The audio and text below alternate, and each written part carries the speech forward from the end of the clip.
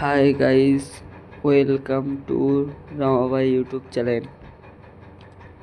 আবার চলে এলাম একটা নতুন ভিডিও নিয়ে।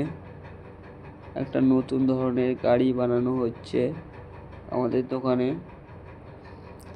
সবে গাড়িটার বডি হচ্ছে, এখনো রং হবে, তারপর গাড়িটা ফিটিং হবে।